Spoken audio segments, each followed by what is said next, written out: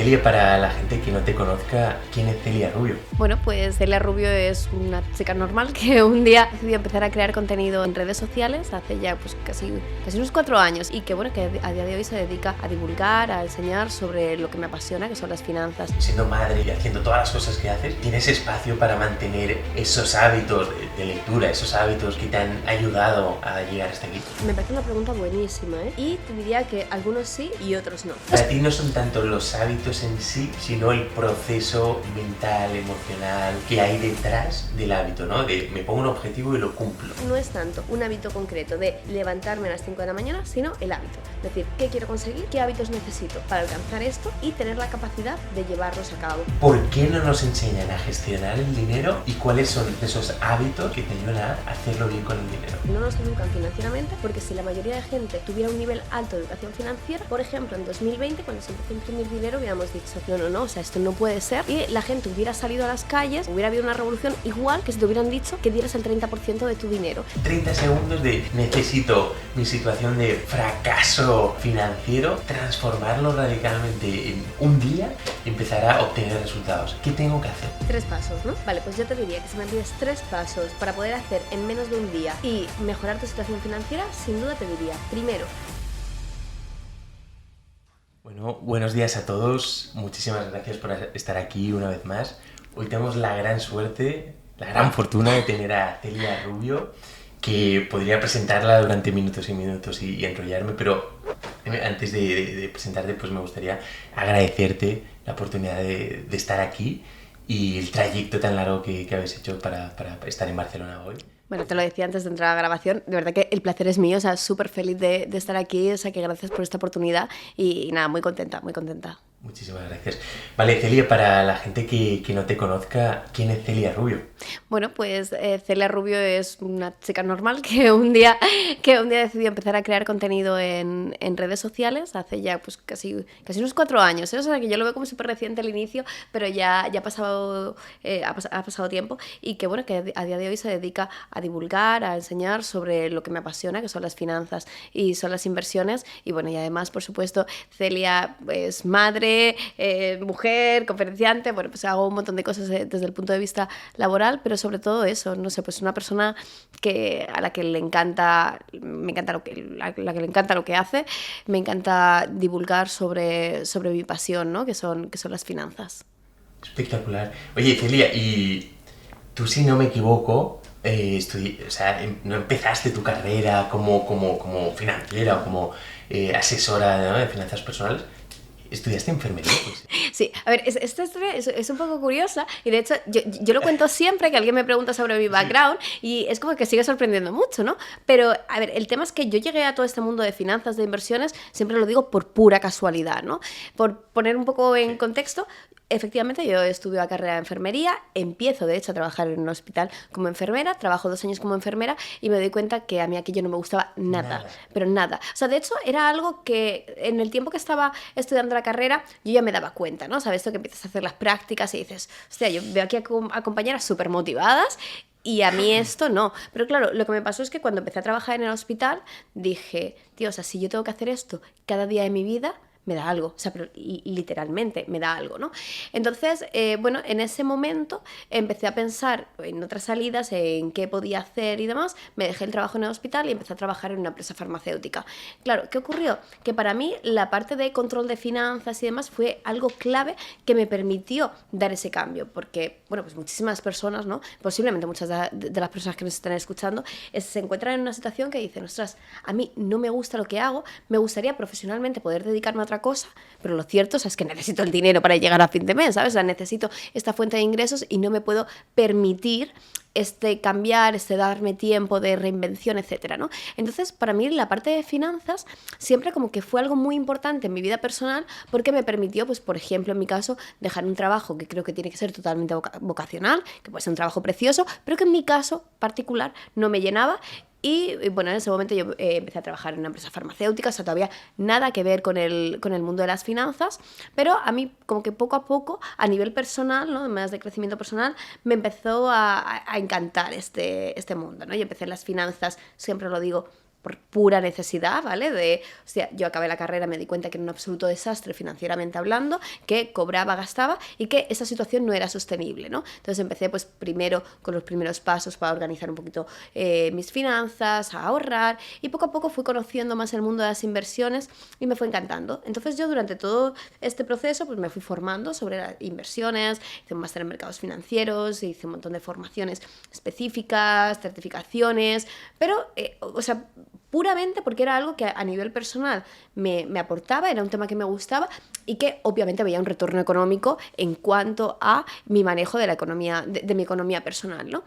Y bueno, pues esto se mantuvo así, yo estaba trabajando en la empresa farmacéutica, es decir, que tampoco me gustaba lo que hacía, o sea, yo sabía que ese no era el trabajo de mi vida, pero si lo ponía en una balanza con respecto a lo que tenía antes, pues era un trabajo que me permitía tener mejor sueldo, tener más libertad horaria, más flexibilidad, bueno, era como, no es donde quiero estar, pero es un paso más, ¿vale? He salido de la parte asistencial, que es lo que sí que tenía claro que no era para mí, y bueno, pues más o menos estaba en esa situación, y entonces llegó pandemia, lleva varios años ya la empresa farmacéutica, llega pandemia, y para mí la pandemia fue este punto de inflexión, de parar y reflexionar. Creo que por muchas cosas, ¿eh? Yo venía de un momento personal muy complicado cuando empezó la pandemia. Mi madre falleció por un cáncer el 27 de enero de 2020. Era muy joven, tenía 54 años, fue un proceso además muy largo de enfermedad y demás. Entonces, para mí, yo estaba en un momento vital muy particular cuando en mitad de marzo nos encerraron, ¿no? Y a mí personalmente, y sé que la pandemia tuvo un montón de cosas horribles, pero a nivel personal yo siempre digo que me aportó mucho, porque yo me encontraba un poco en ese punto de decir, ostras, necesito parar, necesito reflexionar, necesito tomarme este tiempo, primero para asimilar todo lo que había pasado con mi madre, y segundo para pensar en mí, ¿no? La pandemia me permitió este impasse, ¿no? De repente tu actividad laboral, aunque la manteníamos, no tenía nada que ver al día a día. Yo tenía un trabajo donde viajaba mucho, estaba mucho tiempo fuera de casa, como que te mantiene la cabeza muy ocupada, y creo que a veces el estar tan ocupado te quita foco, ¿no? De realmente qué quieres hacer. Y bueno, pues en la pandemia decidí abrir un perfil en redes sociales porque a mí una de las cosas que me ha encantado siempre ha sido leer. O sea, yo soy una gran lectora. Y bueno, pues en pandemia yo dije, ostras, tengo como, no sé, 300, 400, 500 libros a lo mejor que me he leído en casa. O sea, no te sé decir los libros que me he leído, pero de hecho bastante más de 500 a día de hoy. Sí, pero he sido una gran lectora, sigo siendo una gran lectora, me encanta esa parte. Y además tengo algo, y es que de prácticamente todos los libros que leo, hago un resumen. ¿Qué pasa? Que en pandemia yo dije, tío, es que tengo cientos de resúmenes y yo creo que esta información realmente puede ser valiosa, que hay gente ahí fuera a la que le pueda aportar algo. Además, por aquella época yo seguía un podcast, que es Libros para Emprendedores, de Luis Ramos, y yo era súper fan, y él lo que hace en ese podcast es resúmenes de libros. Entonces yo decía, ostras, pues quiero hacer lo mismo, pero en Instagram, en formato carrusel y demás. Total, abril de 2020... abro una cuenta en Instagram donde Celia no aparece. La cuenta, de hecho, se llamaba The Smart Reader. ¡Hostias! Y en esa cuenta yo empiezo a publicar resúmenes de libros. ¿Qué ocurrió? Que claro, ¿Resúmenes de libros? En formato carrusel. No sé si Pero relacionados, entiendo, con el dinero. Realmente no era mi intención, o sea, mi intención era simplemente compartir lo que yo leía. Lo que ocurría es que el 80, el 90% de libros que leía estaban relacionados con finanzas o con inversiones, porque eran las temáticas que a mí me gustaban. ¿Alguno de desarrollo personal? Alguno de desarrollo personal, alguno de hábitos, ¿no? O sea, yo básicamente, pues libros que veía interesantes los iba compartiendo. Pero ¿qué ocurrió? Como tú dices, que al final la gran mayoría de libros eran de finanzas, lo que me gusta, lo que más leía. Entonces, poco a poco la cuenta se fue encaminando a pues una cuenta más de finanzas, más de inversiones. Llegó un punto en el que Luis Ramos, del que te hablaba, que bueno, empecé a conocerlo también a raíz de redes sociales y demás, me insistía mucho en: Celia, tienes que aparecer. Me acuerdo, hice su formación de marca personal. Entonces poco a poco hice como la transición de Smart Reader a Celia Rubio, y cada vez más el canal era pues un canal más de finanzas, inversiones, donde ya no solo habían resúmenes de libros, sino que había contenido de mucho otro tipo. Y bueno, pues esa cuenta fue creciendo hasta llegar a lo que es a día de hoy, ¿no? Que hay 1.300.000 en Instagram. Y bueno, y salió todo como muy natural, ¿no? Ya luego pues llegó Planeta, la editorial me hizo la oferta para publicar el libro, escribí y publiqué el libro. Hazlo bien con tu dinero. Sí, y bueno, y poco a poco pues me di cuenta que cada vez me llamaban para dar más conferencias, me llamaban para dar más formaciones, lancé mis propias formaciones, hasta, bueno, luego hablaremos un poquito más de esto, hasta llegar a los productos que tengo a día de hoy. Y bueno, fue un poco como muy orgánico, ¿no? Entonces, claro, cuando la gente me dice, Sara, ¿cómo empezaste en este mundo? Yo siempre me quedo así como, pues la verdad es que no lo sé, o sea, no sé cómo he llegado aquí, pero ha sido como muy de casualidad, ¿sabes? De ir aceptando las cosas tal y como iban viniendo.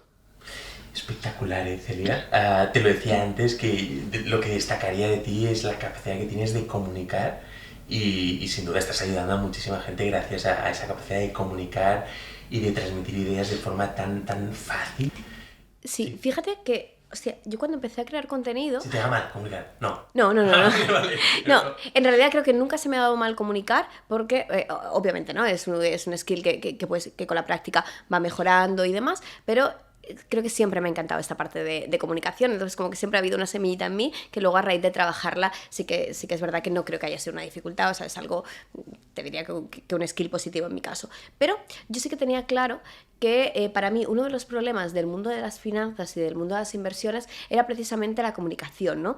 Yo creo que especialmente, ¿no? Cuando hablamos de inversiones, es como que todo lo que cubre el mundo de las inversiones tiene un halo de complejidad, ¿vale? De palabras que la gente no entiende, de cosas que la gente no entiende.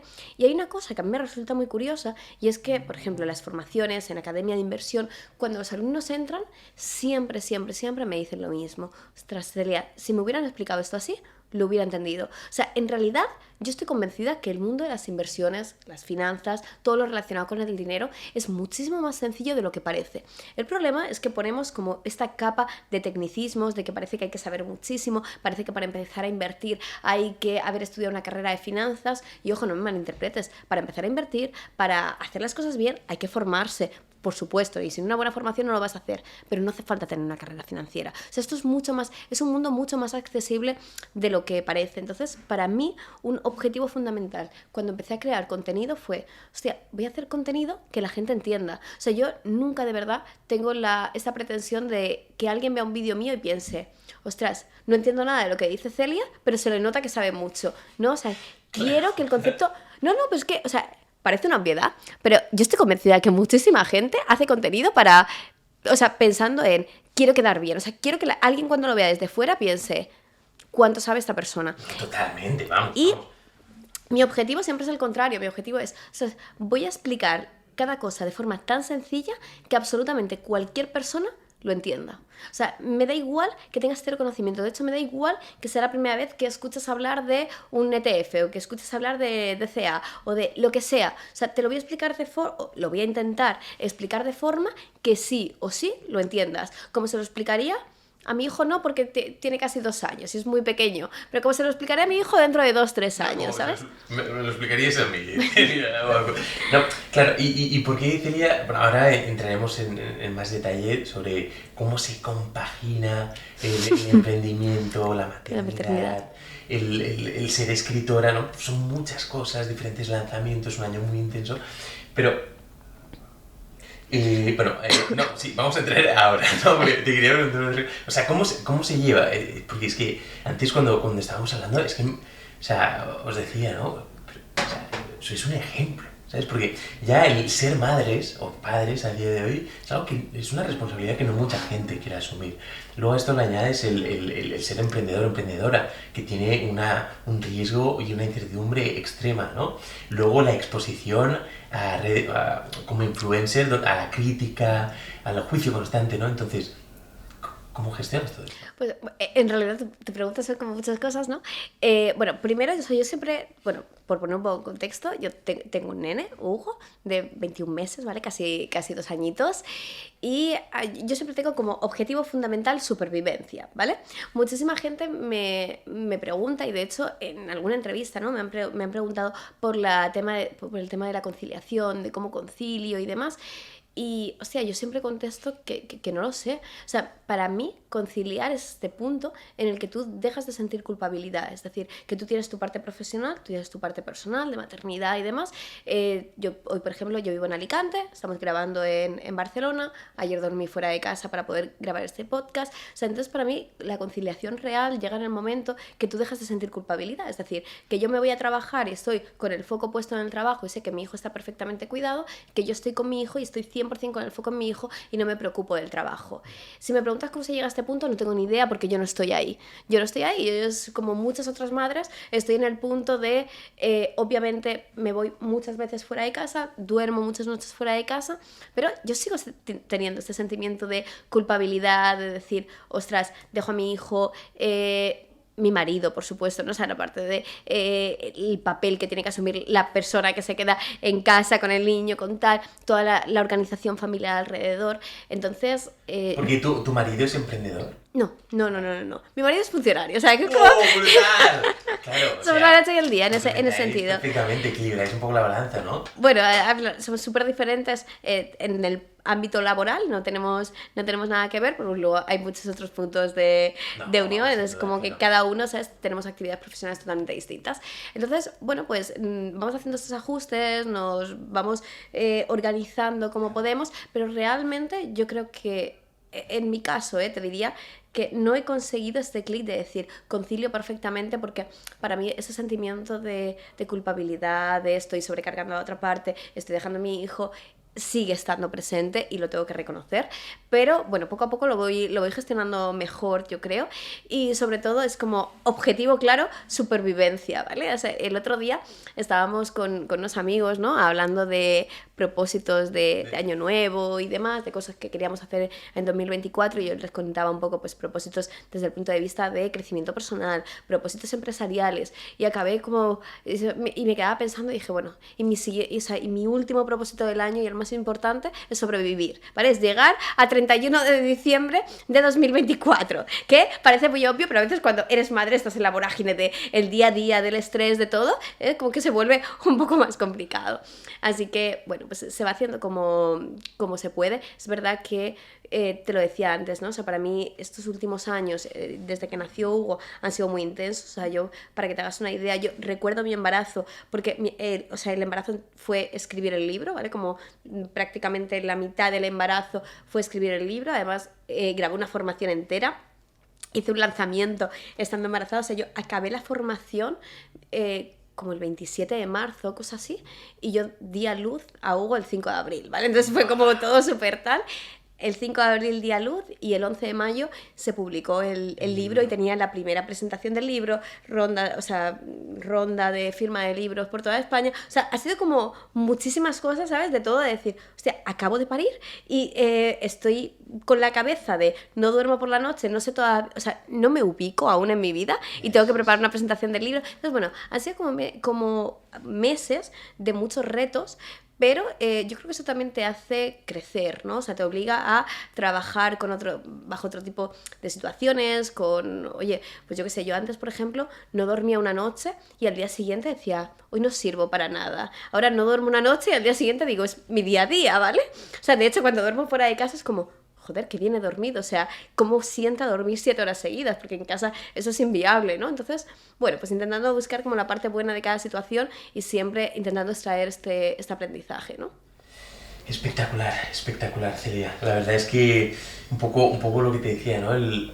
La admiración que desprendes un poco por gestionar tantas cosas, ¿no? Y por ser madre, ser emprendedora, ser escritora, y me surgen pues preguntas aquí. Oye, siendo madre y haciendo todas las cosas que haces, ¿tienes espacio para mantener esos hábitos de lectura, esos hábitos que te han ayudado a llegar hasta aquí? Pues mira, eso me parece una pregunta buenísima, ¿eh? Y te diría que algunos sí y otros no. Mira, antes de tener a Hugo, por ejemplo, o sea, yo siempre he sido una persona hiperdisciplinada, ¿vale? Y muy, muy de hábitos. De hecho, famoso club de las 5 de la mañana, yo era así. O sea, si alguien me seguía en Instagram desde el principio, desde Smart Reader, podía ver, o sea, vio mucho esa faceta mía. Yo era de levantarme a las 5 de la mañana, entrenar, leer, meditar y entonces empezar el día. Cuando tienes a Hugo, a mí una de las cosas que me ha ayudado en la maternidad, sinceramente, es a bajar el nivel de autoexigencia conmigo misma. O sea, es a decir, ok, o sea, esto está muy bien.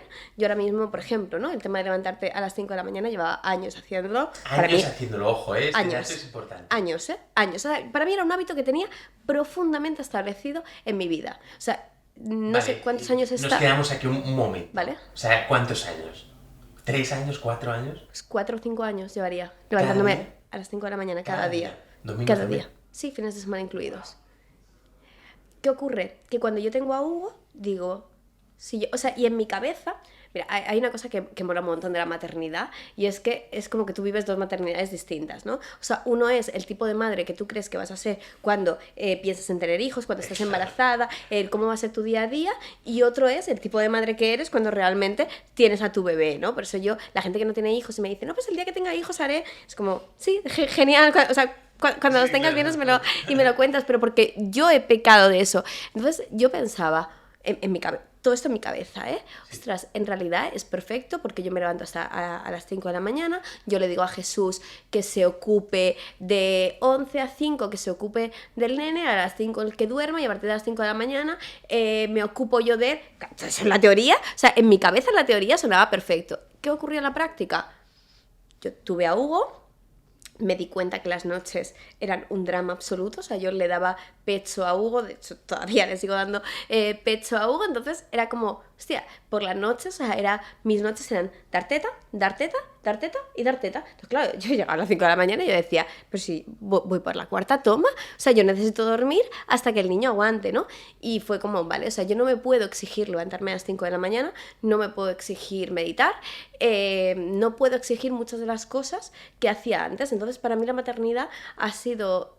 yo soy, en muchos aspectos me considero una persona un poco rígida, ¿vale? Sobre todo conmigo misma. Así que para mí la maternidad ha sido este proceso de aceptación, de aprendizaje, de decir, vale, ¿qué cosas son para mí importantes? Por ejemplo, si me dices, Celia, ¿sigues leyendo? Sigo leyendo mucho. ¿Pero por qué? Porque para mí es algo importante, que me aporta, que me ayuda. Celia, ¿sigues entrenando? Sigo entrenando. Celia, ¿entrenas al ritmo que entrenabas antes de ser madre? No, pero entreno al ritmo que siento que necesito ahora. Es decir, si una semana entreno 3 días, está bien. O sea, yo he estado en épocas de mi vida donde si no cumplía la tabla de 5 días o de 6 días o tal, me sentía mal. Yo he dejado de lado ese sentimiento de culpabilidad. Es espectacular, porque me estoy sintiendo muy reflejado en ti.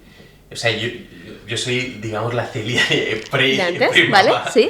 Me levanto a las 5 de la mañana desde hace 2 años, no los domingos y sábados un poco más tarde, hago deporte 6 días a la semana, duchas de agua fría, medito, o sea, absolutamente todo. Y además voy a ser padre, como comentábamos antes, dentro de unos meses.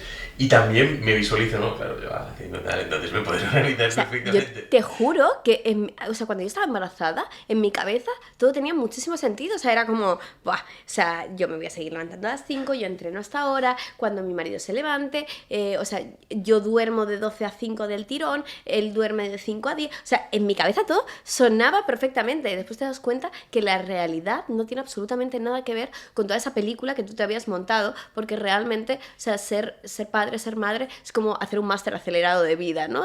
Te pone en la situación de decir, ostras, me tengo que adaptar, ¿no? Esto que comentábamos antes también de la gestión del cambio, de la adaptación, ¿no? Pues creo que ser padre o ser madre te da muchísimas herramientas para esa parte. Entonces yo particularmente... Hay muchos hábitos que he dejado de lado, entre ellos levantarme a las 5 de la mañana. Hay otros que para mí es importante y que he mantenido. A lo mejor no he mantenido la forma que mantenía antes. Por ejemplo, a mí me encantaba leer por las mañanas, o sea, era como hora de lectura, me encanta. Ahora no leo por las mañanas, pero sigo leyendo. ¿Cuándo? Pues cuando se duerme la siesta Hugo, cuando por la noche le estoy dando teta a Hugo para que se duerma. Bueno, pues en el momento que puedo, ¿no? Pero para mí es algo que es importante y lo sigo manteniendo, al igual que la parte del entrenamiento y demás. Y después hay hábitos que me gustaría volver a adquirir y que es verdad que se me han hecho complicados con la maternidad. Entre ellos, por ejemplo, la meditación. A mí fue un hábito que, sinceramente, creo que me costó adquirir. O sea, lo adquirí, lleva años haciéndolo, 10-15 minutos por la mañana, después de entrenar, al momento de meditación y demás. Y después de tener a Hugo, perdí ese hábito, ¿eh? De hecho, ahora que estamos a principio de año, era como propósito de año. Pero bueno, también, sobre todo, para mí el gran aprendizaje de la maternidad ha sido de o sea, ser flexible conmigo misma, ¿sabes? Aceptar que las cosas han cambiado, que está bien y que adaptarte a tu nuevo estilo de vida es también sano, ¿no? Yo creo que cuando te mantienes como muy cerrado en tengo que ser, o sea, yo soy esto, tengo que seguir aquí, tengo que seguir haciendo lo mismo, es cuando te empiezas a frustrar, ¿no? Yo creo que durante mucho tiempo me he identificado a mí con mis hábitos, es decir, yo soy Celia y Celia se levanta a las 5 de la mañana y Celia hace X número de formaciones al año y Celia lee tantos libros al año y con la maternidad he aprendido que Celia es una cosa y los hábitos son otro. Entonces los hábitos pueden cambiar, toda esta parte de rutinas puede cambiar y eso no me afecta a mí como persona, ¿no? Y yo creo que ese aprendizaje ha sido como clave para aceptar que mi rol ha cambiado, o sea, además de mujer, además de empresaria, además de muchas cosas, soy madre y que también tengo que adaptar mi vida a eso, ¿no? Absolutamente, Celia. ¿Y por qué crees que, o sea, estamos hablando bastante de hábitos, ¿no? ¿Crees que esos hábitos influyeron o influyen a día de hoy en la Celia que eres hoy? Sin duda. Pero me gustaría saber el por qué, o sea, por qué, también considerando que te has leído más de 500, 600 libros, que creo que es una barbaridad. Creo que en tu forma de comunicar y hablar ya se denota que eres una persona leída. Entonces, ilústranos, ¿no? Y comparte con nosotros un poco el por qué esos hábitos son importantes. Y también me quedo, claro, en un poco desde una perspectiva más ecológica o desde mi experiencia, creo que es muy positivo el mezclar la identidad con los hábitos porque es la forma que tienes de mantenerlos en el tiempo. Sí. Cuando dices, oye, y yo soy una persona deportista, soy una persona que ayuda a los demás, a partir de esos valores y de qué quieres ser es más fácil construir hábitos, ¿no? Entiendo que hay un momento donde tienes que despegarlo un poco para mantener ambas cosas. Sí, para mantener que sobrevivan ambas cosas, ¿no? Sí. Pero mi pregunta sería, ¿por qué son importantes para ti esos hábitos y cómo te han ayudado a llegar donde estás hoy en la vida? Es súper buena pregunta. A ver, yo parto de la base de que no creo que lo importante fueran mis hábitos en concreto, es decir, no creo que levantarme a las 5 de la mañana fuera lo que me hizo aprender mucho más, no creo que hacer deporte 5 o 6 días a la semana fuera lo que me hizo avanzar mucho más, pero sí que creo que los hábitos en sí son importantes. ¿Por qué? Porque te permiten marcarte un objetivo, hacer lo necesario para llegar hasta este objetivo, ser consecuente en el tiempo, ¿no? Entonces creo que en sí el tener ciertos hábitos que tú creas que te acercan a tus metas es importante. Con esto quiero decir que no necesitas levantarte a las 5 de la mañana, pero muy probablemente necesites otros hábitos, ¿no? Que para cada persona van a ser distintos. Entonces no hablo de... O sea, en mi caso voy a hablar de mis hábitos en concreto, que era levantarme a las 5 de la mañana, que era meditar y demás, pero no creo que sean esos como los hábitos, ¿no? Como los únicos, ¿no? Creo que esto es algo que cada persona tiene que adaptar a su situación particular. Dicho esto, hostia, pues a mí me han ayudado en todo básicamente. Por ejemplo, el tener esta rutina de las mañanas tan claras, lo que me hizo fue, claro, yo cuando empecé a emprender, yo mantenía mi negocio, o sea, mantenía mi trabajo, quiero decir, yo trabajaba en la empresa farmacéutica, yo estuve compatibilizando el inicio de mi emprendimiento con mi actividad laboral. Yo además tenía un trabajo que, lo comentaba antes, me implicaba viajar mucho, me implicaba estar mucho tiempo fuera de casa. ¿Qué pasa? Que tú te das cuenta cuando hablas con la gente que muchísima gente querría emprender, pero es como, o sea, no tengo el dinero para dejar el trabajo y no puedo compatibilizarlo. Bueno, no puedes o sí puedes. A lo mejor con los hábitos adecuados sí que podrías compatibilizarlo. Entonces, en mi caso, ¿qué me permitió estos hábitos? Primero, me permitió seguir aprendiendo mucho más. ¿Por qué? Porque dentro de esta rutina de mañana yo dedicaba 1 hora cada día, o sea, 1 hora por la mañana a la lectura, sí o sí. Después por la tarde, por la noche tenía hueco y demás, un poco más. Pero era como la hora de lectura sagrada. Me permitió tener, además, estamos comentando como la rutina del día a día, ¿no? Pero yo tenía como muy claro que cada año tenía que hacer de 2 a 3 formaciones mínimo, entonces obligarme a ir a formaciones, a conocer a gente, a hablar con otras personas. Entonces tener esta serie de hábitos me ayudó a conseguir los resultados, por supuesto, porque o sea, de hecho hubiera sido imposible si no.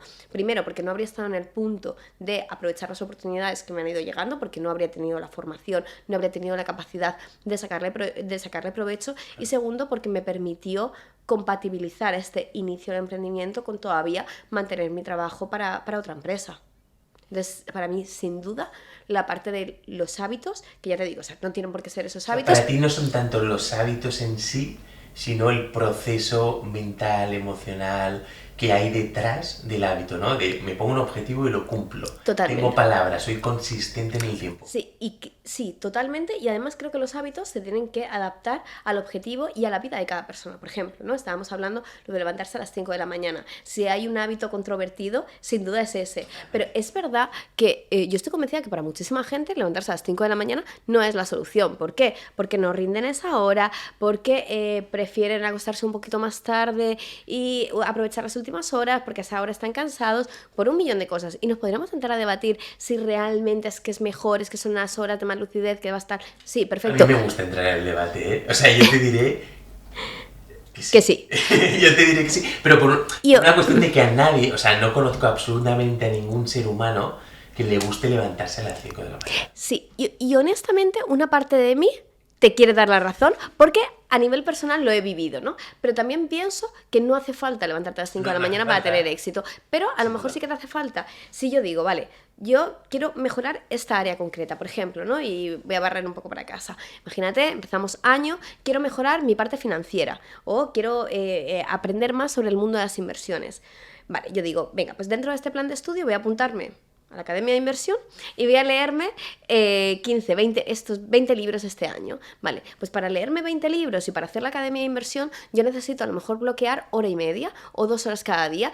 Pueden ser de 5 a 7, pueden ser de 5 a 7, pero pueden ser de 7 a 9 de la noche, si mi vida laboral lo permite, si mi vida familiar lo permite, por supuesto. ¿Es más válido una que otra? Pues desde mi punto de vista, probablemente, ¿vale? Podemos hablar de energías y demás, pero desde mi punto de vista no. No es lo mismo, o sea, a las 9 de la noche no tienes la frescura, o sea, llevas todo el día luchando.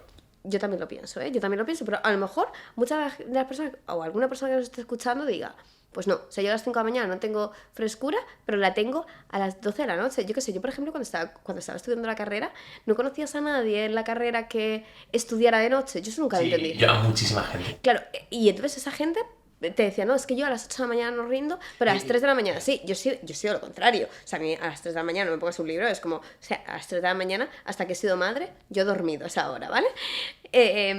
Pero claro, creo que depende. Entonces, para mí, particularmente, no es tanto un hábito concreto de levantarme a las 5 de la mañana, sino el hábito. Es decir, ¿qué quiero conseguir? ¿Qué hábitos necesito para alcanzar esto?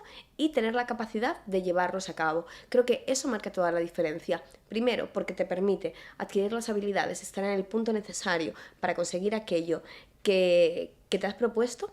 Y segundo, porque te permite algo que para mí es sin duda la clave del éxito, y lo comentábamos antes de la entrevista, que es el tener esta persistencia, ¿no? Es el tener esta capacidad de decir, no, quiero algo y me voy a mantener en el camino el tiempo necesario hasta conseguirlo. ¿Hacerlo bien con tu dinero es una cuestión de hábitos? Sin duda, o sea, sin duda. Es una cuestión de hábitos y es una cuestión de aprendizaje.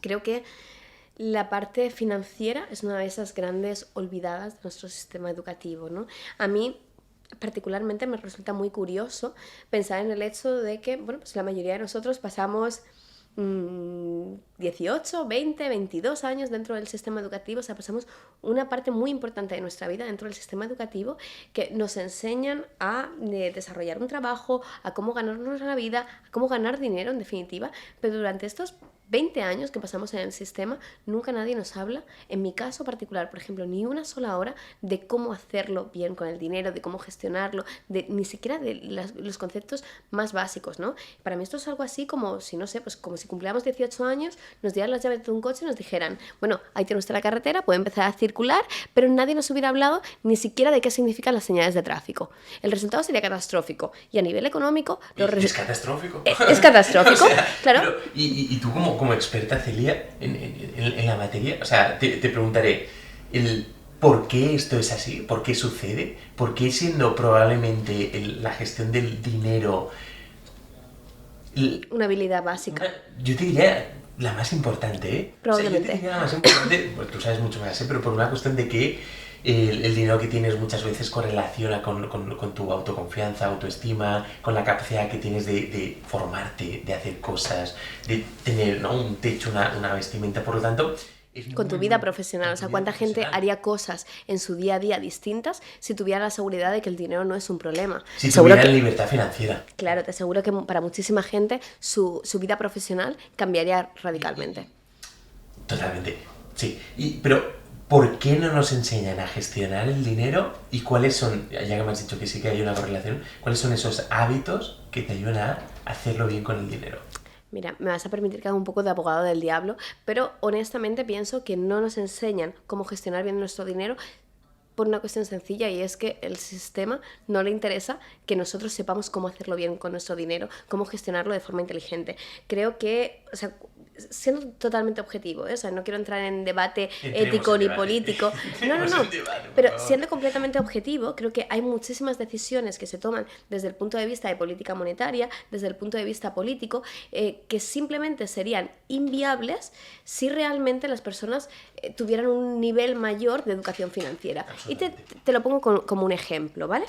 Tú sabes que bueno, cuando pasó la pandemia, una de las cosas que ocurrió fue que se imprimió mucho dinero, ¿vale? Se empezaron a imprimir muchos dólares. De hecho, para que te hagas una idea, en un año y medio, ¿vale? En este periodo, desde marzo de 2020 hasta junio, julio más o menos de 2021, se imprimió más dinero que en los últimos 100 años juntos. Actualmente, 1 de cada 3 dólares que hay en circulación se imprimió en este periodo, ¿vale? De 2020 a 2022 aproximadamente. ¿Qué dices?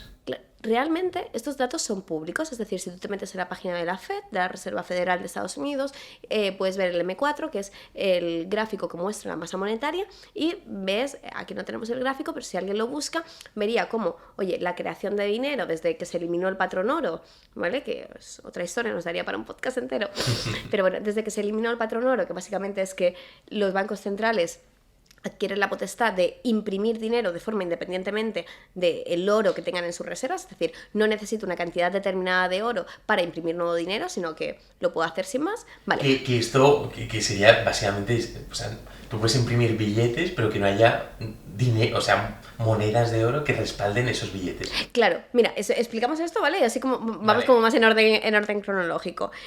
Vamos, pequeña lección de historia, ¿no? Paréntesis en el podcast, ¿vale? En año 1971, presidente Nixon de Estados Unidos se da cuenta que necesita más dinero. O sea, había una crisis económica, necesita dinero. Problema, no tiene reservas de oro, entonces no pueden imprimir dinero. Vale, pues el presidente Nixon en ese momento dice, vale, pues como no tengo oro, y claro, es como la pescadilla que se muerde la cola, no tengo dinero para comprar oro a otros países, y si no tengo oro no puedo imprimir más dinero. En ese momento, en el año 1971, o sea, vemos que nos hemos ido para atrás, pero no tan para atrás en la historia, el presidente Nixon lo que hace es eliminar el patrón oro, y dice, vale, pues desde este momento el dólar estadounidense deja de estar respaldado por oro. O sea, una cosa es el oro y otra cosa es el dólar. Se elimina lo que se conocía como el patrón oro. A partir de ese momento pasamos a un patrón de dinero fiduciario. Significa que el dinero se crea como deuda, es decir, los bancos centrales imprimen dinero de la nada y se lo prestan a gobiernos, a empresas, a lo que necesiten, ¿vale? Pues a partir de, o sea, en el año 1971 Estados Unidos adquiere este modelo, para el año 1972 el resto de países del mundo, el 90% de países del mundo, habían también eliminado el patrón oro, porque es verdad, o sea, a todos los bancos centrales, a todos los gobiernos les pareció una idea maravillosa, porque de repente pasaban a tener un control total de la política monetaria. ¿Qué pasó? Que esto hizo que la masa monetaria en los siguientes años se multiplicara. ¿Por qué? Pues porque yo soy el gobierno de un país, soy el Banco Central, le doy a un botón, imprimo dinero, hago lo que quiera con ese dinero y no necesito adquirir oro, ¿vale?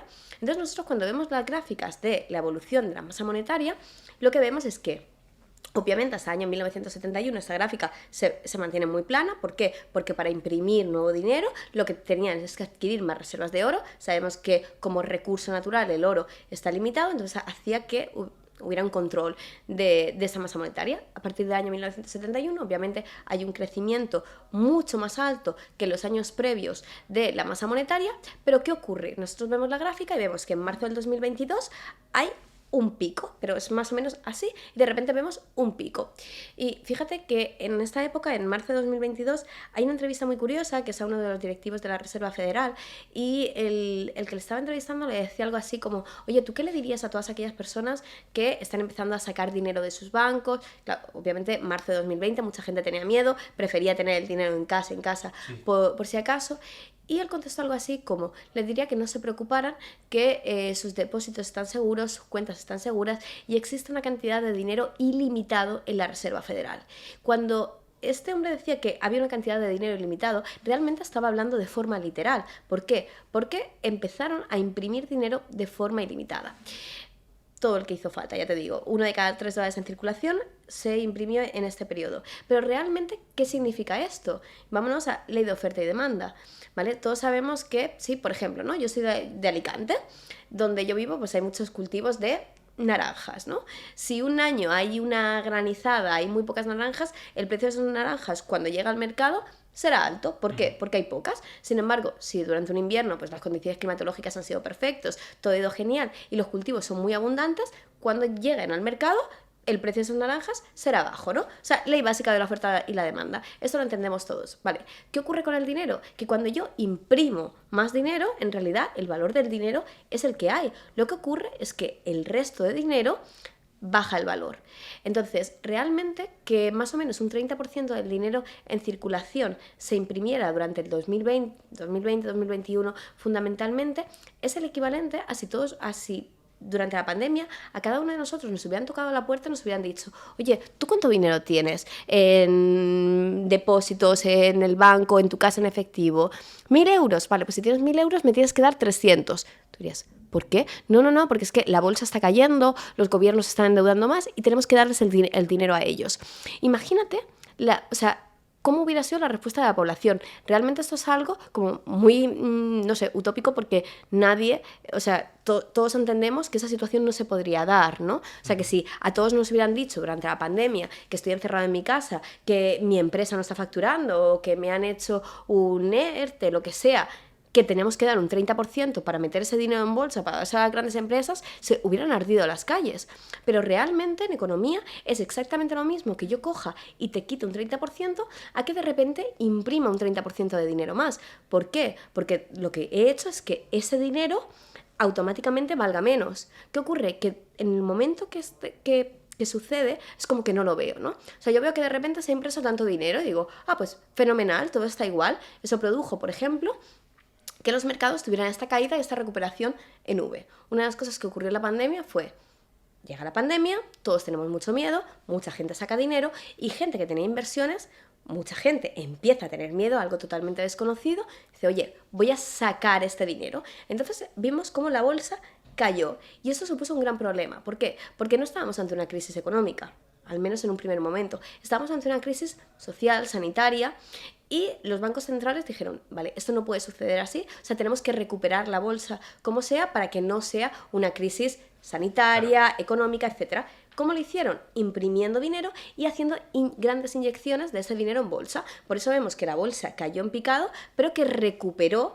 de forma muy rápida. De hecho, más o menos la mayoría de empresas, o si vemos el SP500, por ejemplo, para mayo así, había recuperado pues más de un 50% de la caída y realmente la mayoría de empresas seguían cerradas. O sea, la gente de repente estaba encerrada en su casa y había empezado a invertir. No, pero había ocurrido esta inyección de capital.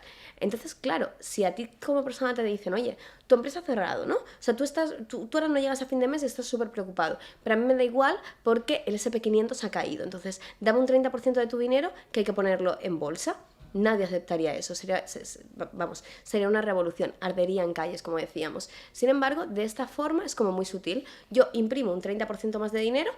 Esa información es pública, el resultado va a ser el mismo a largo plazo, pero como yo sigo viendo el mismo número en mi cuenta del banco, parece que nada ha cambiado. ¿Qué ocurre? 2022, 2023, se empieza a hacer muy famosa la palabra inflación y nos empiezan a decir que la inflación es por una guerra, que la inflación es por una crisis de una materia prima, que sí, que por supuesto que hay un montón de factores que afectan a la inflación, pero no nos olvidemos que el principal es esa creación de dinero de años anteriores y que eso ya se sabía que iba a suceder, ¿no? Pero parece que sean hechos aislados. Entonces esto, y perdona porque creo que me he alargado. No. O sea, literalmente pero te lo ponía, es muy importante. Sí. Te lo ponía como ejemplo cuando me preguntas ¿por qué no nos educan financieramente? Pues bueno, mi teoría, haciendo un poco de abogado del diablo, es que no nos educan financieramente porque si la mayoría de gente tuviera un nivel alto de educación financiera, por ejemplo, en 2020, cuando se empezó a imprimir dinero, hubiéramos dicho, no, o sea, esto no puede ser, y la gente hubiera salido a las calles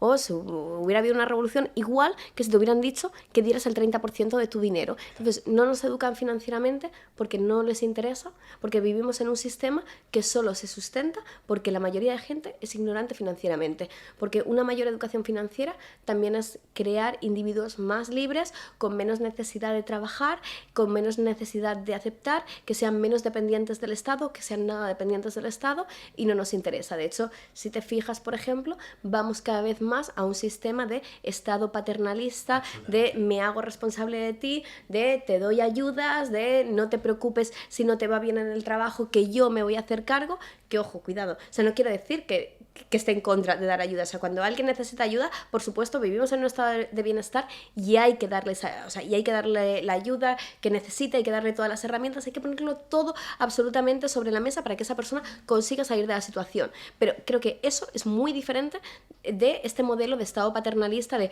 tú no te preocupes, tú no te hagas responsable, tú no necesitas aprender de esto, que yo lo voy a hacer por ti. Cuidado, porque tenemos experiencias, ¿vale? Históricamente hay muchos países que lo han intentado y el resultado de eso ya sabemos cómo es y es muy malo, ¿no? Entonces, ¿por qué no nos educan financieramente? Fundamentalmente porque no les interesa, porque el sistema es sostenible, porque somos ignorantes financieramente.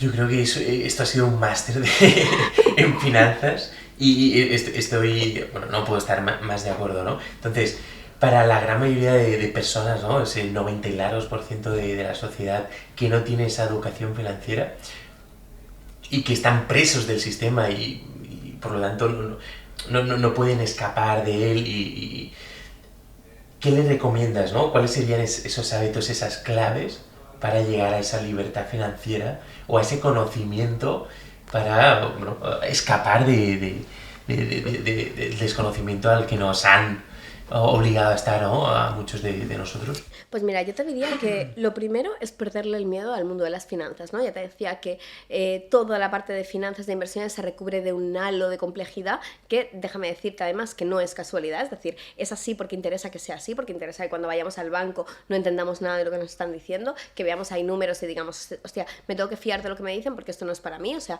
no es casualidad que eso sea así. Entonces, primero, perderle el miedo a la parte de finanzas, a tener claro que si no sabes tienes que aprender, pero que este proceso es mucho más fácil de lo que parece y que además es factible para absolutamente cualquier persona.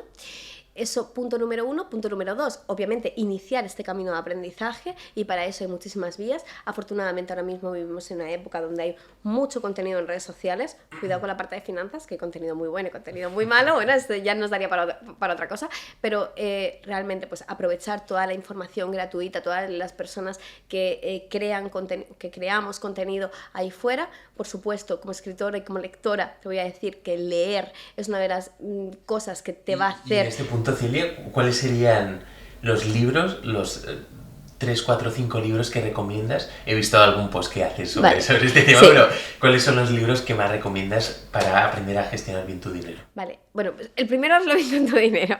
Lo siento, vale, tengo que barrer para casa. Primero, hazlo bien con tu dinero, que es mi libro. Un libro pensado para absolutamente cualquier persona, independientemente... Cualquier persona seguro, Celia? O sea, yo cojo a mi padre... Coges a tu hijo de 14 años, por ejemplo, y se lo das, coges a tus padres, se lo das y te aseguro que lo entienden. O sea, es un libro hecho para que absolutamente cualquier persona tenga un plan paso a paso. Cojo, por ejemplo, al hermano pequeño de mi mujer, ¿no? ¿Cuántos años tiene? 14 años justo, bastante espabilado.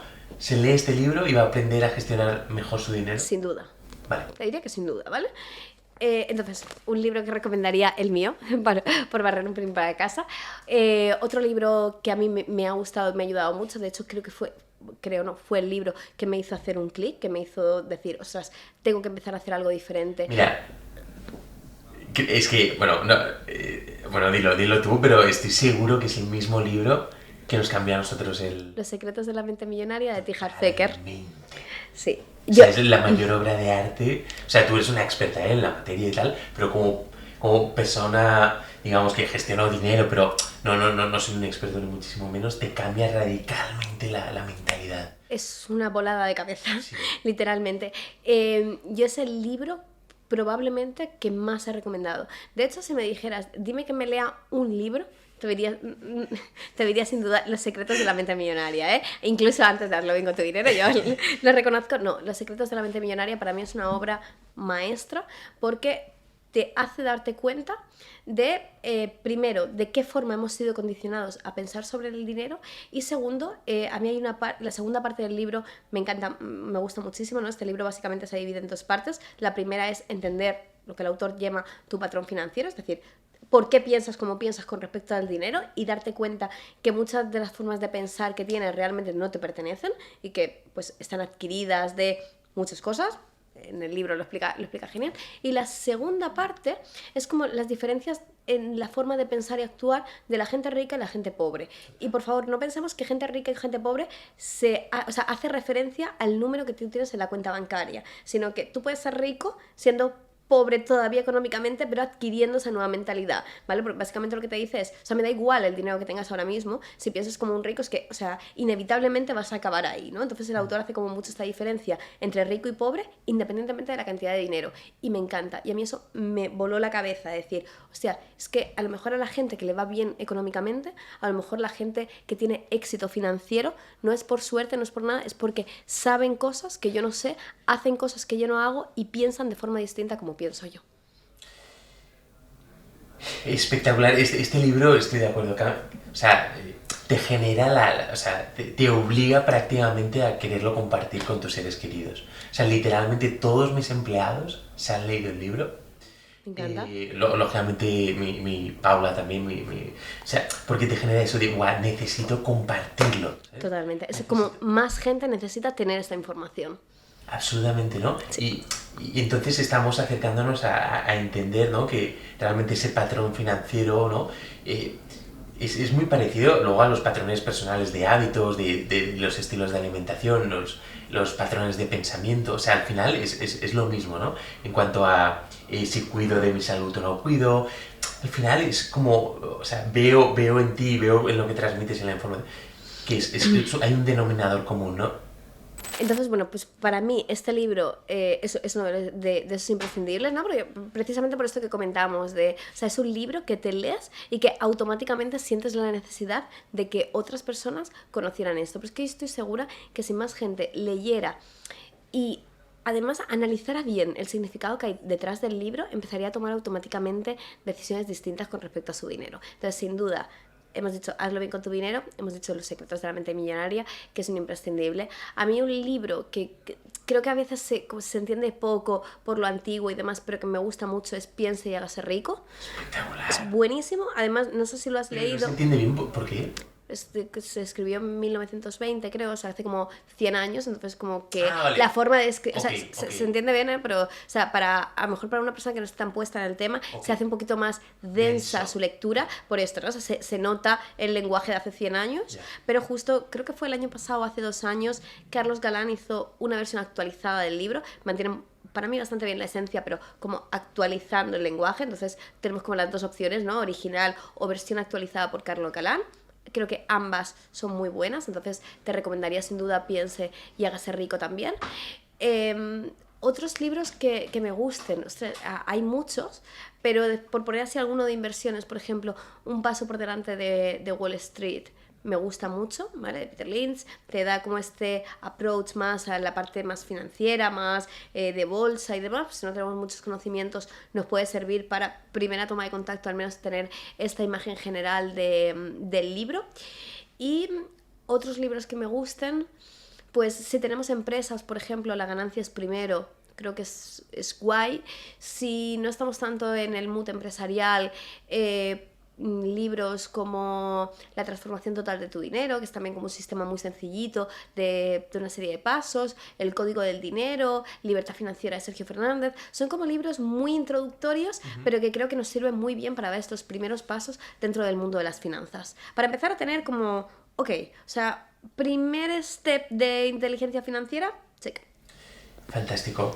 Ahora pongamos un supuesto que es el de una situación que es el de la gran mayoría de gente que no son como tú o un poco como yo, en el sentido de les encanta leer cientos de libros cada día y son de, oye, dame 3 tips rápido, ya volando, pum, 20 segundos, 30 segundos de necesito mi situación de fracaso financiero, transformarlo radicalmente en, no sé, un día, en unas horas, empezar a obtener resultados. Vale. ¿Qué tengo que hacer? 3 pasos, ¿no? Vale, pues yo te diría que si me pides 3 pasos para poder hacer en menos de un día y mejorar tu situación financiera, sin duda te diría, primero, analiza tu situación financiera actual. Es decir, yo me encuentro muchísima gente que me dice, hostia, llego a fin de mes, miro mi cuenta y digo, que no tengo ni idea de en qué se me ha ido el dinero. Vale, o sea, eso es una realidad, eso le sucede a mucha gente. Entonces, cuando estamos en ese punto, lo primero que tenemos que hacer es pararnos, analizar qué ha pasado con tu dinero, y esto se puede hacer, por ejemplo, con un ejercicio muy rápido, ¿no? Vamos a analizar tus 2 últimos meses. Oye, pues cógete los meses de octubre y noviembre, por dejar un poco de lado diciembre, que es un mes un poco más atípico en cuanto a gastos, y analiza, o sea, ponte en una hoja, Excel, en un papel, donde quieras, cada uno de los gastos. Agrúpalos en categoría, por ejemplo, gastos básicos, lujos y ahorro e inversión, o cada uno categorías que más o menos puedan representar tus gastos, y analiza qué porcentaje de tus ingresos se ha ido a cada una de estas partidas, cuánto te has gastado, cuánto no te has gastado, es decir, cuéntate verdad sobre tu dinero, porque la primera cosa para empezar a mejorar tus finanzas es saber por qué has llegado al punto donde estás ahora mismo, ¿no? Todo lo que no se puede medir no se puede mejorar, entonces primero miramos en qué nos estamos gastando el dinero. Eso es. Paso número 2. Paso número 2, haz un presupuesto, es decir, una vez que ya sabes qué ha pasado con tu dinero hasta el día de hoy, decide de antemano qué va a pasar con tu dinero para que luego no te tengas que seguir preguntando qué es lo que ha pasado. ¿Qué va a pasar normalmente en este primer paso? La gente... En este primer paso, o sea, en esta radiografía financiera que normalmente llamamos, ¿no? Ese análisis de por qué he llegado hasta ahí, en mi experiencia es un ejercicio profundamente doloroso.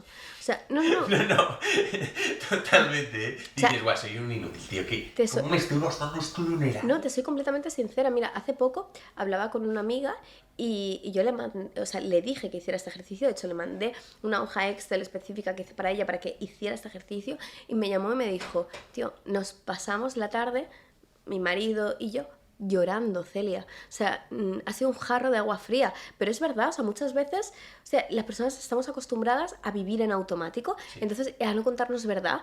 Y este ejercicio puede ser profundamente doloroso porque probablemente por primera vez en mucho tiempo te hayas contado verdad sobre qué está pasando con tu dinero. Y además te hace darte cuenta en muchos casos que el fracaso económico, o sea, lo pongo muy entre comillas, o la responsabilidad de que tu situación financiera no sea tan buena como te gustaría no está fuera, sino que en gran parte está en ti, ¿no? Entonces yo creo que lo primero que va a pasar es dolor, pero a la vez, ok, o sea, ya sé que me he equivocado, voy a empezar a hacer cosas distintas de ahora en adelante. Segundo paso, como decimos, hacer estos presupuestos, es decir, vamos a crear categorías, por ejemplo, ¿no? Para hacerlo fácil, gastos básicos, casa, niños, comida, facturas, deudas, etcétera, lujos, viajes, ropa, restaurantes, cualquier cosa que hagamos un poco más accesoria que nos hace sentir mejor, y ahorro e inversión. Y vamos a establecer qué porcentaje de los gastos nos vamos a llevar a cada una de las categorías, ¿vale? Siempre teniendo cabezas, es decir, a lo mejor me gustaría gastarme el 40% en gastos básicos, pero la realidad es que si ahora se me está yendo el 90%, eso tiene que ser un trabajo progresivo, ¿no? O sea, metas realistas siempre. Pero vamos a hacer categorías y a poner un presupuesto. Y el tercer paso sería inicia un control de ingresos y gastos. Lo decías tú perfectamente, es que lo que no se mide no se puede mejorar. Si no sabes si no sabes dónde te estás gastando el dinero, es imposible que hagas las cosas distintas. Y una vez que tienes un plan para decir, no, yo me quiero gastar tanto dinero aquí, tanto aquí, tanto aquí, ok, está fenomenal, pero nos toca iniciar un proceso de registro, de poder medir si realmente lo que tú tenías planificado sobre el papel se está o no convirtiendo en una realidad. Yo te diría que con estos 3 pasos podríamos matizar un poco, por ejemplo, ¿no? Pues siempre que exista esta partida de ahorro y de inversión, aunque sea muy pequeña, o sea, aunque me digas que no llego a fin de mes, bueno, pues un 1%, pero que exista esta partida, que además el dinero de esta partida lo haga en automático y a principio de mes lo saque de la cuenta bancaria, ¿no? O sea, hay como determinados tips que pueden hacer que la aplicación de esos 3 pasos sea mejor y sea más exponencial, pero te diría que aplicando bien esos 3 pasos, y vuelvo a lo de antes, siendo persistente en el tiempo con él, tu situación financiera va a cambiar. Pues aplicar todo el mundo esos 3 pasos de forma totalmente exhaustiva. También estoy viendo de ti que eres una persona exhaustiva, ¿eh? Mucho. Brutal. Mucho. Por eso te decía que para mí la maternidad es un ejercicio de aprendizaje, de autoconocimiento, de decir, hostia, Celia, relaja. O sea, internamente en emocional, cuando conocemos a alguien, lo clasificamos dentro de diferentes tipos de personalidad, DISC, ¿vale? Y tú eres una C de manual. No sé si has leído alguna vez No, lo conozco. Pero son personas exhaustivas, concienzudas, detallistas, y donde, ¿sabes? Muchas veces tomas las cosas literalmente como te las dicen, cojo esta información, efectivamente, ¿sabes? Es totalmente esto, y esto hace que, vamos, yo te daría todo mi dinero para que lo gestionaras tú, literalmente, ¿no? Porque es como, wow. Los que no seamos tan así, porque los Cs, o sea, son, digamos, minoría, ¿no? Ok.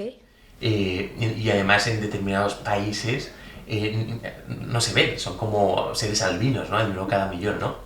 Entonces, para el resto de humanos mortales, que no somos exhaustivos, somos generalistas, bueno, tal, no sé qué, vamos a hacer esto, pero ¿hay alguna forma de, oye, ayudarnos, no sé, ponerte como un recordatorio, oye, mira, revisa la cuenta cada día, Sí, yo te diría que para mí, o sea, después de haber probado muchos sistemas, yo creo que el que mejor funciona es una vez a la semana, es decir, no hagas el control de ingresos y gastos cada día, Vale. porque es verdad que puede ser demasiado pesado, a la mayoría de gente, o sea, a mí no me gusta registrarlo, o sea, no pienses que a mí me encanta abrir un Excel y poner los gastos, solo que pienso que es algo necesario.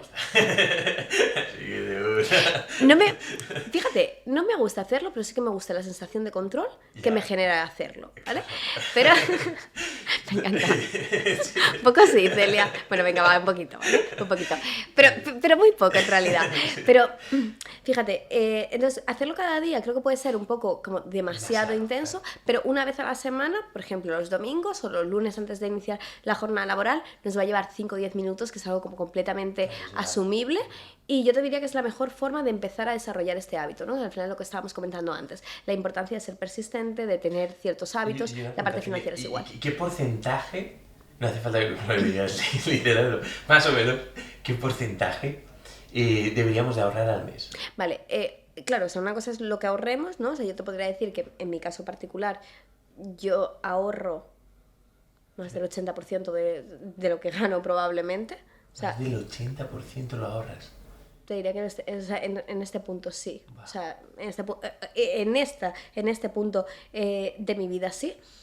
No por nada, ¿eh? O sea, no porque crea que hay que ahorrar eso, ni mucho menos. Es una cuestión circunstancial, o sea, tengo un estilo de vida que me permite, o sea, que es cómodo, que me gusta, o sea, no necesito realmente subir mucho más mis gastos y bueno, pues mis ingresos sí que han aumentado considerablemente y mis gastos, o sea, es que estoy perfectamente... Bueno, ese es el ideal, ¿eh? Pero realmente, o sea, ni siquiera lo he hecho de forma consciente de, o sea, no voy a gastar, no, o sea, yo al final considero que gasto lo que me apetece, vivo en el tipo de casa que me gusta, no Claro. sé, o sea, ya está, ¿eh? O sea... Existe, Celia, un poco esta tendencia, ¿no? Corrígeme si me equivoco, de cuanto más gano, más gasto.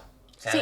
no, como, hostia, pero es que claro, hay que disfrutar. De forma general, sí. O sea, y a mí me encanta disfrutar del dinero. Quiero decir, me encanta, yo qué sé, pues ahora acaban de pasar las Navidades, nos fuimos a Disney con, bueno, de hecho con mi socio, que la está ahí, con su familia, con la mía, con el nene y tal. O sea, no sé, o sea, yo creo que el dinero es algo que te permite disfrutar más de la vida, pero también, pues no sé, o sea, yo particularmente, o sea, tengo el estilo de vida con el que me siento cómoda, que me gusta y ya, ¿sabes? Y no siento que necesite gastar mucho más o tener un coche determinado y tal. Pero de forma general, te diría que para la mayoría, o sea, por supuesto no pienso, por favor, que alguien tenga que ahorrar el 80%, o sea, sería absurdo. Te diría que la cantidad ideal de porcentaje de ahorro ideal estaría entre un 10 y un 20%. Mensual. Mensual, de tus ingresos. ¿No? Como un salario, la verdad, Imagina, no, 2.000 5.000, ¿no? ¿Cómo? No, pongamos, no, 5.000 al mes, ¿no? Una persona cobra 5.000, pues el 20%. Creo que hay pocas personas que cobran 5.000 al mes. Pues unos 1.000 euros de ahorro, sería un 20%. Sí, aproximadamente, pero bueno, yo creo que para ser un poco más realistas, como 2.000 euros al mes, ¿no? Más o menos, creo que se aproxima más a sueldo medio, pues ya está, unos más o menos de 200 a 400 euros de ahorro mensual, y con eso es una cifra con la que ya podemos hacer muchas cosas, podemos empezar a preparar muy bien nuestro futuro y, bueno, pues también nos va a permitir disfrutar del dinero en otros ámbitos. Que ojo, si estás en el punto de decir, o sea, para mí sería imposible ahorrar un 10%, no pasa nada, o sea, como te decía antes, lo importante es desarrollar el hábito. ¿Que puedes ahorrar 20 euros? Ahorra 20 euros. ¿Que puedes ahorrar 50 euros? Ahorra 50 euros. Pero ahorra 50 euros siempre con esta proyección puesta a, o bien voy a estar disminuyendo mis gastos porque puedo, o voy a aumentar mis ingresos de la forma en la que sea, ¿no? Pero a día de hoy inicia, porque si no inicias el hábito cuando puedes ahorrar 20 euros, cuando puedas ahorrar 3.000 al mes, tampoco lo vas a hacer. Claro. O sea, conozco demasiada gente que gana cantidades ingentes de dinero y que se lo gasta. Mira, anoche estábamos hablando David y yo, que ha grabado antes, estábamos cenando juntos, y estábamos hablando precisamente del tema económico, ¿no? Y de la cantidad de dinero que creíamos que era suficiente para vivir bien, ¿no? O sea, ¿Cuánto es? Bueno, depende, porque estamos analizando un poco por... Más o menos. Más o menos, ¿cuánto dices? por ciudades. Bueno, ¿En Alicante? Ahí, en Elche, perdón. o sea, es muy relativo. O sea, yo creo que es cuestión totalmente... Exhaustiva, eres exhaustiva. No, de verdad pienso que es algo completamente personal. Para mí, opinión personal, o sea, yo creo que, por ejemplo, en Alicante, pues, no sé, pues a partir de 100.000 al año más o menos, vives bien, ¿vale? En Madrid pues será mucho más. O sea, y ojo, no quiero decir, porque seguramente muchas de las personas que nos están escuchando digan, pues cobro 30.000, 35.000, ¿no? Que son sueldos mucho más medios. ¿Puedes vivir con eso? Sí, puedes vivir con eso. ¿Puedes vivir bien con eso? Sí, pero bueno, es un poco tema personal, ¿no? Claro. De que realmente, o sea, hablábamos de vivir bien, de que el dinero no sea una limitación y no sea un problema, ¿no? Y me decía, o sea, es que en realidad para mí es muy difícil gastar más dinero del que gasto. O sea, aunque me lo propusiera, no podría, ¿no? Me ponía ejemplo, dice, si me quisiera gastar 30.000 euros al mes, es que no, o sea, es que no podría. O a lo mejor me lo gasto un mes concreto porque hago como una compra muy tal o porque hago un viaje muy concreto, pero, o sea, si yo dijera, voy a gastarme 30.000 euros cada mes, es que no podría. O sea, y yo me sentía súper identificada con lo que decía David, porque pensaba, hostia, yo tampoco podría. O sea, creo que no me gasto 30.000 euros en un mes en gastos míos, así como en mi vida, ¿vale? Pero aunque me lo propusiera como objetivo de, venga, febrero de 2022, o sea, a lo mejor me saldría, pero estaría muy forzado. Sin embargo, hay mucha gente que a medida que gana más dinero, efectivamente, gasta más y que encuentra una satisfacción muy clara en ese gasto más dinero, ¿no? Por eso las famosas, bueno, pues eso que trabajáis con empresas y demás, sabéis mucho de la parte de, oye, ¿cuánto tiempo dura la satisfacción por una subida de sueldo a un empleado? Nada. Claro, esos 3 días. meses 2 aproximadamente que se suele comentar en los estudios. ¿Por qué? O sea, entre otras cosas, porque de forma natural solemos adaptar nuestro estilo de vida a esta nueva subida y vemos que financieramente nuestra situación no ha cambiado, ¿no? Entonces, bueno, también creo que eso va un poco en la personalidad, ¿no? de cada uno. La verdad, yo, o sea, te soy completamente sincera, tengo un estilo de vida que a mí me gusta, o sea, yo vivo en una casa que me gusta, llevo a mi hijo al colegio que quiero, pero no creo que tenga grandes excentricidades, grandes gastos, ni grandes... pues eso, no sé, no necesito una gran cantidad de dinero para vivir en el mes a mes, entonces eso pues, obviamente me permite ahorrar mucho. Claro, entonces, totalmente, en tu caso, 80% está muy bien. Hay otros, el ideal podríamos decir ahorrar entre el 10 y el 20%. Y hay dos cosas que te quiero preguntar sí o sí, para que nos des tu opinión experta, ¿no? Que sería el qué opinas sobre esta gente que le preguntas, oye, ¿es importante para ti el dinero? Y te dicen no. Pues mira, yo te diría que... Ay, es que o sea, vengo ahora de épocas de comidas navideñas, de comer con mucha gente, mucha familia, mucha tal, entonces como es como un tema muy trillado, ¿no? Como muy escuchado en la mesa. Yo siempre soy ver, oír y callar, por cierto.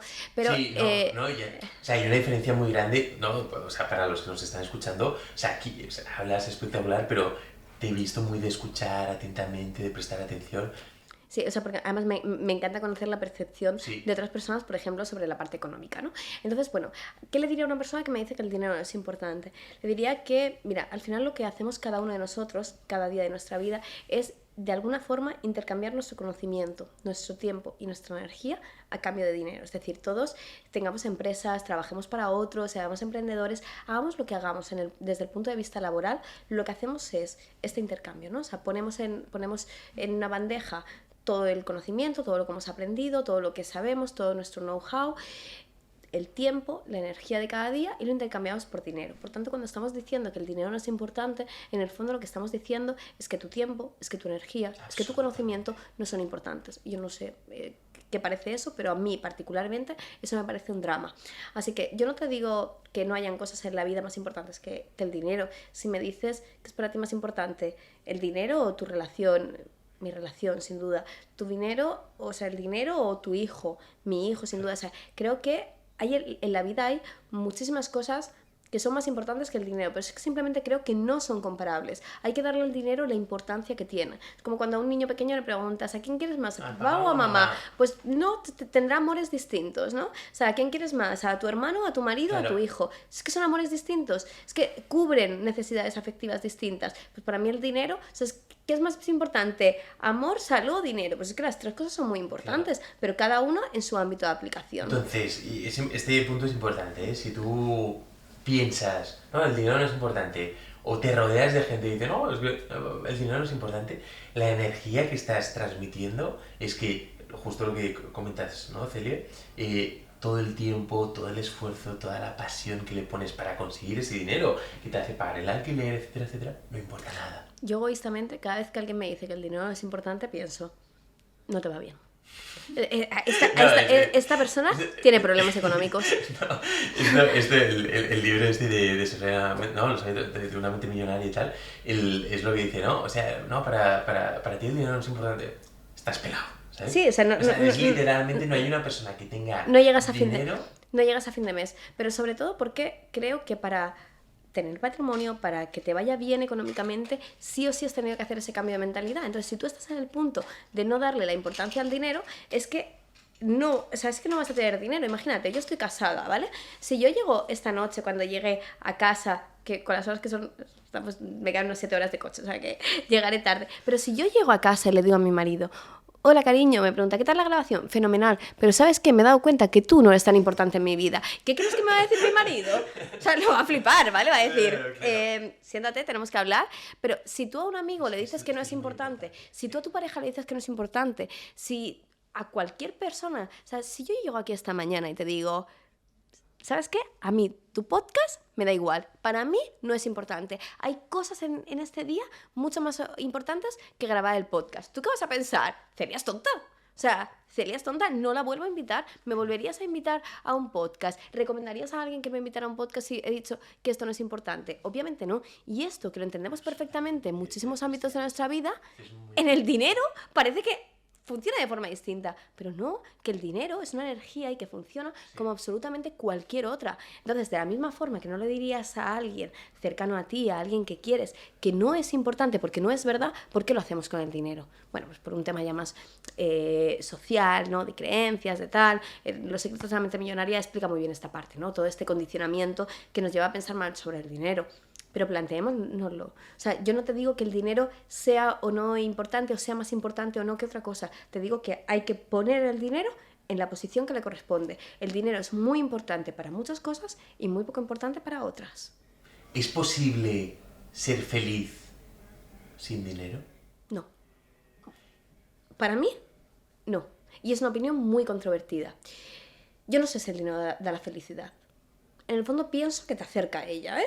O sea, si el dinero no da la felicidad, es una sensación tan parecida que a veces cuesta distinguirla.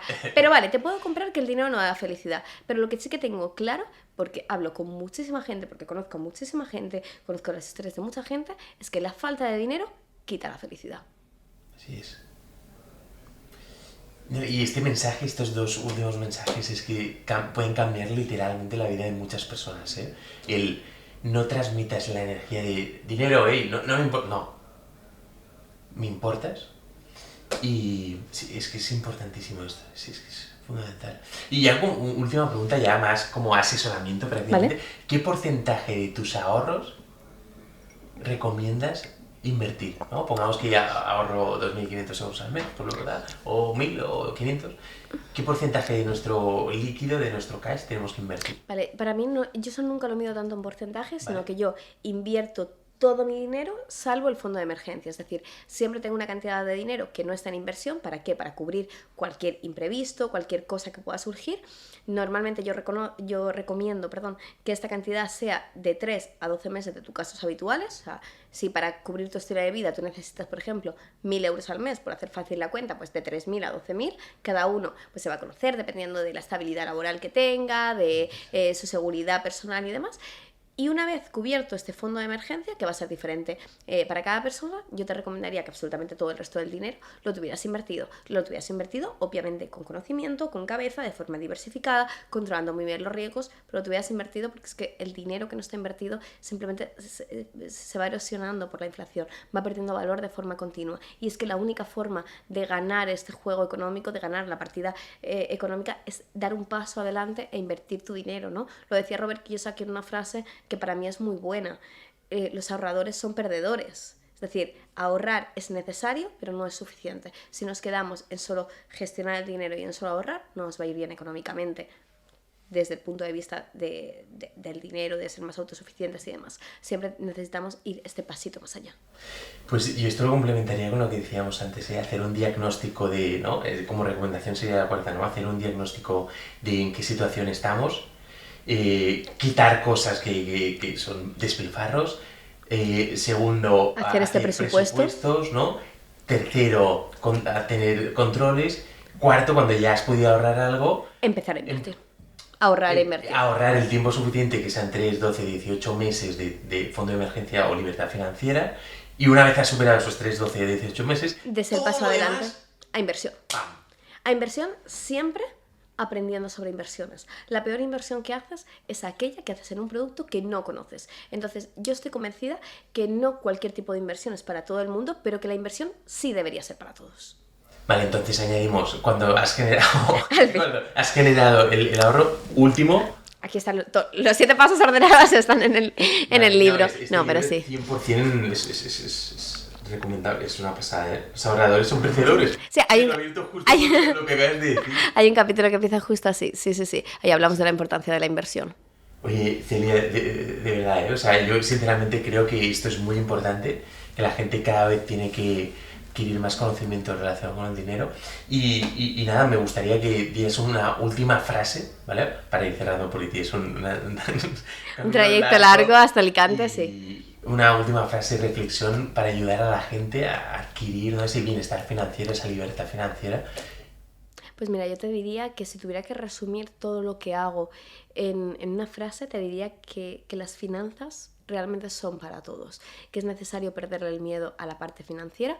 Es algo que hay gente a la que le va a gustar más, hay gente a la que le va a gustar menos, pero la realidad es que cada uno de nosotros utilizamos el dinero cada día de nuestra vida. Así que es 100% necesario dar un paso al frente, hacernos cargo de nuestra vida financiera, aprender, formarnos, y si los resultados que tienes ahora mismo no te convencen, muy probablemente es porque hay muchas cosas que todavía no sepas y porque hay muchas cosas que estás haciendo que deberías cambiar.